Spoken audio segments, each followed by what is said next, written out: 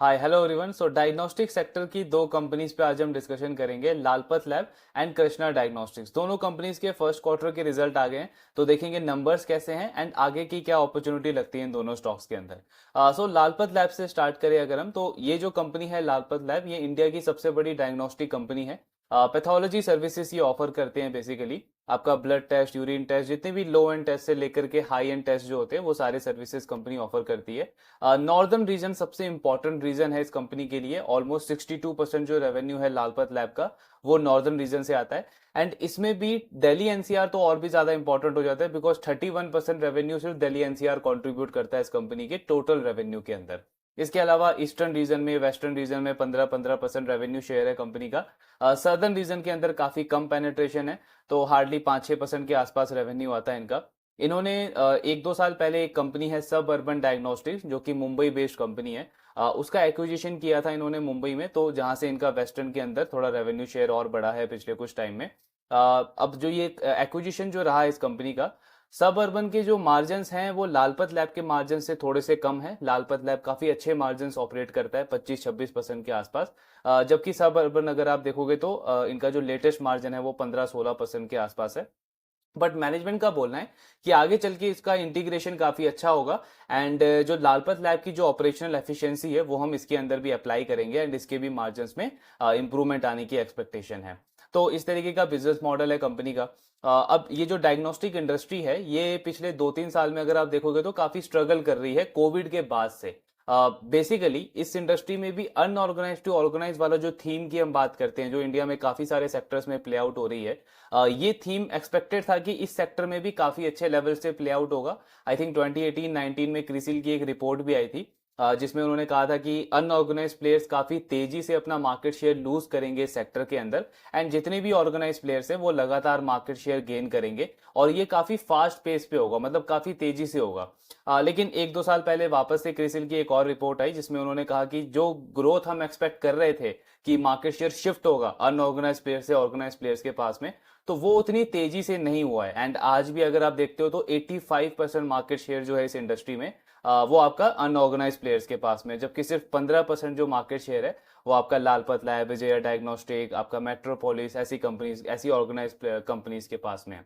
तो जो fast pace हमने देखा शिफ्ट होने का, जो ज्वेलरी सेक्टर के अंदर अभी चल रहा है अभी, वैसा इस सेक्टर के अंदर नहीं देखा गया है। तो एक तो वो भी एक प्रॉब्लम रहा है। उसके ऊपर से कोविड में क्या हुआ था कि एक बहुत बड़ा रेवेन्यू बूस्टर आ गया था इन कंपनीज के लिए। हर एक कंपनी का रेवेन्यू ग्रोथ काफी अच्छा था, मार्जिन्स इंप्रूव हो रहे थे, प्रॉफिट के नंबर्स में काफी सुपर्ब ग्रोथ आ रही थी। बट जैसे ही कोविड गया, तो नॉन कोविड रेवेन्यू कंपनी का उस लेवल से ग्रो नहीं कर पाया, एंड प्लस एक हाई बेस भी आपका बन गया था। तो वहां से अगर आप देखोगे तो बहुत सारे स्टॉक्स में अंडर परफॉर्मेंस रहा है पिछले 2-3 साल में, क्योंकि कंपनीज की ग्रोथ पे काफी ज्यादा इंपैक्ट पड़ा है।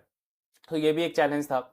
एक और तीसरा चैलेंज क्या हुआ कोविड के टाइम पे, आपने भी ऑब्जर्व किया होगा कि बहुत सारी ऑनलाइन डायग्नोस्टिक कंपनीज आ गई, जैसे आपका फार्म इजी हो गया, टाटा 1mg हो गया, ऐसी बहुत सारी कंपनीज आ गई जिन्होंने काफी स्टीप डिस्काउंटिंग देना शुरू कर दिया था इस सेक्टर के अंदर। मतलब ऑनलाइन टेस्ट आप बुक कर सकते हो, उस पर बहुत सारा प्रमोशन, ऑफर्स, डिस्काउंट्स वगैरह आपको मिल रहा था। तो इसकी वजह से भी इन कंपनीज पे, वॉल्यूम के ऊपर इन पे इम्पैक्ट पड़ा। लेकिन पिछले कुछ क्वार्टर से अगर आप देखोगे तो इस सेक्टर में काफी अच्छा रिवाइवल देखने को मिल रहा है, कंपनीज के नंबर्स इंप्रूव हो रहे हैं। इनफैक्ट लालपत लैब की मैनेजमेंट ने भी बोला कि कंपटीशन इंटेंसिटी जो बहुत ज्यादा बढ़ गई थी 1-2 साल पहले, वो अब काफी हद तक कम हो गई है। कॉम्पिटिशन्स हैं, मतलब कॉम्पिटिटर्स हैं इस इंडस्ट्री के अंदर, लेकिन एक जो वो प्राइसिंग वॉर चल रहा था कि आपको डिस्काउंट ही देना पड़ेगा कंज्यूमर्स को, वो वाला गेम अब काफी हद तक कम हो गया है। तो इनफैक्ट बहुत सारी कंपनीज ने तो अब प्राइसिंग बढ़ाना भी स्टार्ट कर दिया है, तो वो एक पॉजिटिव चीज है इस इंडस्ट्री के लिए। एंड इसके अलावा भी वॉल्यूम ग्रोथ, वैल्यू ग्रोथ, ये सारी चीजें, फुटफॉल में इंप्रूवमेंट, ये सारी चीजें सेक्टर के अंदर देखने को मिल रही है। तो ओवरऑल अगर आप देखोगे तो सेक्टर एक अच्छी पोजीशन में लग रहा है, एंड आने वाले क्वार्टर्स और फाइनेंशियल ईयर अच्छे लग रहे हैं इन कंपनीज के लिए। अब लालपत का अगर हम एक और चीज डिस्कस करें, तो इस कंपनी ने कुछ टाइम पहले एक नया इन्होंने प्रोडक्ट लॉन्च किया था, स्वास्थ्य फिट करके। स्वास्थ्य फिट क्या है बेसिकली, उसमें ये कंपनी बहुत सारे टेस्ट को एक ही बंडल पैकेज में ऑफर करती है अपने पेशेंट्स को, कंज्यूमर्स को। अब ये चीज बहुत अच्छे से प्ले आउट हुई है इस कंपनी के लिए, क्योंकि आज के टाइम पे स्वास्थ्य फिट जो है वो इस कंपनी के लिए 25% कॉन्ट्रीब्यूट करता है टोटल रेवेन्यू में, और ये लगातार बढ़ रहा है। 15% से 20% से बढ़ करके आज 25% कॉन्ट्रीब्यूशन है इसका टोटल रेवेन्यू के अंदर। सो मैनेजमेंट का बोलना है कि इतनी अच्छी जो ग्रोथ रही है इस स्वास्थ्य फिट के अंदर, इसका 3 मेन रीजन है। पहला तो ये है कि जो पेशेंट है उसको काफी ज्यादा वैल्यू पड़ता है ये, बिकॉज 1000 से 2000 के बीच में आप बहुत सारे टेस्ट अपने करवा सकते हो। प्लस जो डॉक्टर्स हैं, दूसरा पॉइंट, डॉक्टर्स के लिए भी काफी ज्यादा कन्वीनियंट होता है कि वो वन गो में अब उनके जो पेशेंट्स हैं उनके सारे टेस्ट उनको वो रेकमेंड कर देते हैं, कोई फॉलो अप टेस्ट उनको बाद में रेकमेंड नहीं करना पड़ता, तो डॉक्टर्स के लिए भी काफी अच्छा हो गया है। देन तीसरा पॉइंट ये बनता है कि जो इसका सिलेक्शन है वो भी काफी ज्यादा कन्वीनियंट है कंज्यूमर्स के लिए, पेशेंट्स के लिए, बिकॉज आप इनके पोर्टल पे जा करके रैदर देन कि आप इंडिविजुअल हर एक टेस्ट को सेलेक्ट करो, उससे बेटर है कि आपने एक ही पैकेज ले लिया और उसमें आपको सारा टेस्ट मिल जाता है। तो ये 3 मेन रीजन है कि इसकी काफी अच्छी ग्रोथ रही है पिछले कुछ टाइम में। इनफैक्ट मैनेजमेंट ये बोल रहा है कि आने वाले कुछ सालों में हमें ये एक्सपेक्टेड है कि स्वास्थ्य फिट जो है वो 30 से 40% तक कंट्रीब्यूट कर सकता है हमारे टोटल रेवेन्यू में, एंड ये इंडस्ट्री का एक नॉर्म बन सकता है। बिकॉज आज के टाइम पे जैसे अभी फ्लू वाला ये सीजन चल रहा है, सेकंड क्वार्टर में आप देखते हो बहुत सारे फ्लू होते हैं, आपके वायरल फ्लू होते हैं, तो इसमें भी काफी सारी डायग्नोस्टिक कंपनीज क्या करती है कि एक बंडल पैकेज ऑफर करना स्टार्ट कर देती है कि आपने एक ही पैकेज बना दिया जिसमें आपने मलेरिया का, डेंगू का, या जितने भी फ्लू होते हैं उन सबका टेस्ट आपने एक ही पैकेज के अंदर कर लिया। तो ये इस तरीके की एक नॉर्म्स बनती जा रही है इंडस्ट्री में, एंड कंपनी का कहना है कि ये एक अच्छा ग्रोथ ड्राइवर हो सकता है बहुत सारी कंपनीज के लिए आगे चल करके। सो ये ओवरऑल बिजनेस मॉडल है एंड लेटेस्ट अपडेट है कंपनी का। अब देखते हैं कि इन्होंने इस क्वार्टर में नंबर्स कैसे रिपोर्ट करे हैं। सो ये इनका अगर आप रिजल्ट देखोगे फर्स्ट क्वार्टर में, तो रेवेन्यू में लगभग 11% की ग्रोथ रही है लालपत लैब की। मार्जिन्स में अच्छा इंप्रूवमेंट है, 27 से 28% पे मार्जिन्स आया है। मैनेजमेंट का बोलना है कि फाइनेंशियल ईयर में ये 26% के आसपास का मार्जिन एक्सपेक्ट कर रहे हैं, बट वहां से अगर आप देखोगे तो और अच्छी इंप्रूवमेंट मिली है कंपनी को मार्जिन्स के अंदर। एंड क्योंकि आपके मार्जिन्स वगैरह इंप्रूव हुए हैं, आपका फाइनेंस कॉस्ट कम हुआ है, तो कंपनी को बहुत अच्छा ऑपरेटिंग लेवरेज भी मिला है। इनका जो प्रॉफिट है वो 29% से ग्रो हुआ है। मतलब सेल्स की ग्रोथ तो 11% है, लेकिन पैट ग्रोथ 29% की रही है कंपनी की, एंड पैट मार्जिन भी आपका अच्छा इंप्रूवमेंट रहा है उसके अंदर। सो ओवरऑल रिजल्ट अच्छे हैं, एक अच्छा इंप्रूवमेंट देखने को मिला है। लास्ट क्वार्टर में कंपनी का अच्छा रिजल्ट आया था, ये 11% के आसपास की ग्रोथ थी, और उसको कंपनी ने कंटिन्यू रखा है इस क्वार्टर के अंदर भी।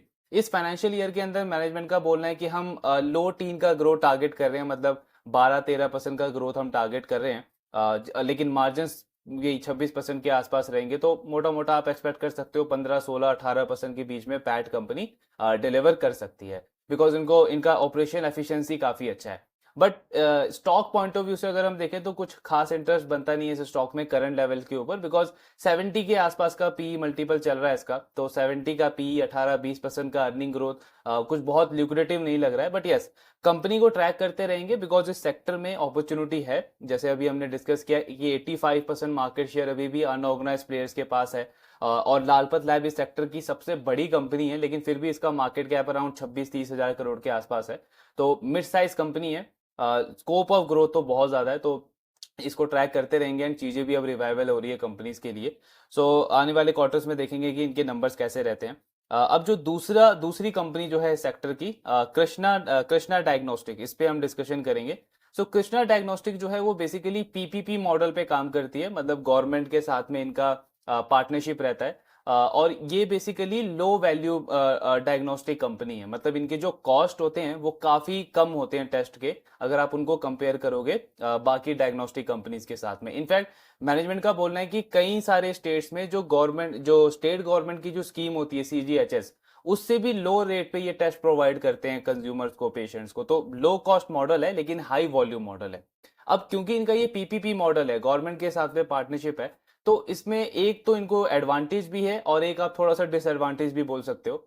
एडवांटेज ये है इस कंपनी को कि ये किसी भी स्टेट के अंदर जब एंटर करते हैं तो इनका स्केलेबिलिटी बहुत जल्दी हो जाता है। फॉर एग्जांपल जैसे महाराष्ट्र में, राजस्थान में अभी इन्होंने रिसेंटली काफी सारे टेंडर्स इनको मिले हैं गवर्नमेंट की तरफ से, वहां पे इनका एक्सपेंशन रहा है। तो राजस्थान का जो रूरल एरिया है एंड जो छोटा छोटा सिटी है, छोटा छोटा डिस्ट्रिक्ट है, गांव गांव वाले जो एरिया हैं, वहां पे भी कंपनी बहुत जल्दी एक्सपेंड कर जाती है, क्योंकि इनको गवर्नमेंट के साथ में वो टाई अप मिला हुआ है, वो पार्टनरशिप है, तो एक्सपेंशन जल्दी हो जाता है, स्केल अप जल्दी हो जाता है इस कंपनी का। ये एक एडवांटेज है। आज के टाइम पे ऑलमोस्ट 17 स्टेट्स एंड यूटीज के अंदर इस कंपनी की प्रेजेंस है। लेकिन इसका डिसएडवांटेज क्या है? वही यथार्थ वाला प्रॉब्लम कि गवर्नमेंट के साथ में क्योंकि आपका बिजनेस है, तो कभी कभी इनका थोड़ा कैश फ्लो का प्रॉब्लम रहता है, मतलब गवर्नमेंट की तरफ से रिसीवेबल्स आपको थोड़ा सा डिले लेट मिलता है, तो उस चीज का प्रॉब्लम रहता है। जैसे अभी लास्ट क्वार्टर में वो प्रॉब्लम बढ़ गया था इनका रिसीवेबल का इलेक्शन की वजह से। ऑल दो मैनेजमेंट का बोलना है कि आने वाले क्वार्टर्स में वो चीजें नॉर्मल हो जाएगी। सो इसको आप थोड़ा सा एक डिसएडवांटेज बोल सकते हो इस कंपनी के लिए, बट यस स्केलेबिलिटी में हेल्प मिलता है इससे कंपनी को। अब वैसे तो ये B2B मॉडल है, लेकिन I think last year company की मैनेजमेंट ने अनाउंस किया है कि ये B2C के अंदर भी एंटर कर रहे हैं, मतलब फ्रेंचाइजी के थ्रू डायरेक्ट रिटेल पेशेंट्स को, रिटेल कस्टमर्स को भी अब ये टारगेट करेंगे। और ऑलमोस्ट 600 स्टोर्स ओपन करने का इन्होंने प्लान बनाया, टारगेट बनाया, जिसमें से अभी तक इन्होंने 100 स्टोर्स ऑलरेडी ओपन कर लिए हैं, तो उस पर भी एक्सपेंशन चल रहा है। एंड ये एक पॉजिटिव चीज है, बिकॉज B2B के साथ में क्योंकि आपका डायरेक्ट B2C वाला भी मॉडल आ जाएगा, तो उससे एक्सपेक्टेड ये रहेगा मार्केट को कि आपका कैश फ्लो वाला प्रॉब्लम थोड़ा सा कम रहेगा आगे चल करके। सो ये ओवरऑल बिजनेस मॉडल है इस कंपनी का। अब इनका अगर आप रिजल्ट देखोगे Q1 के अंदर, तो अच्छे रिजल्ट रहे हैं इस कंपनी के। ग्रोथ के नंबर ऑलमोस्ट 22% के आसपास रहे हैं, 22% से कंपनी का रेवेन्यू ग्रो हुआ है। देन मार्जिन में इनकी भी इंप्रूवमेंट हुई है, 27% के आसपास के मार्जिन आए हैं कंपनी के। एंड प्रॉफिट का नंबर अगर आप देखोगे तो उसमें भी लगभग 20 से 22% की ग्रोथ रही है। तो टॉप लाइन की ग्रोथ अच्छी है, मार्जिन इंप्रूवमेंट है, एंड पैट ग्रोथ भी अच्छा है इस कंपनी का। प्लस इसके साथ में इनका ये आप देख सकते हो कि कहाँ कहाँ से कितना रेवेन्यू आता है। सो मेजरली हर एक रीजन के अंदर ठीक ठाक पेनेट्रेशन है कंपनी का। और यही हमने बात करी कि क्योंकि गवर्नमेंट के साथ में टाई अप है इनका, तो पेनेट्रेशन में हेल्प मिलता है इनको। मतलब ऐसा नहीं है कि एक ही पर्टिकुलर रीजन से आपका ज्यादा रेवेन्यू आता है, ओवर डिपेंडेंसी है, ऐसा कुछ नहीं है। डाइवर्सिफिकेशन अच्छा खासा किया है कंपनी ने। प्लस बहुत सारे सेंटर्स पे इनका अभी डेवलपमेंट चल रहा है। जैसे यूपी में अगर आप देखोगे तो 3 ऐसे सेंटर्स हैं जो कंपनी ओपन कर रही है। दिल्ली के अंदर इनका अभी एक ही सेंटर है, राजस्थान के अंदर एक ही है, लेकिन महाराष्ट्र के अंदर वहां की गवर्नमेंट के साथ में इनको अभी नया टेंडर मिला था।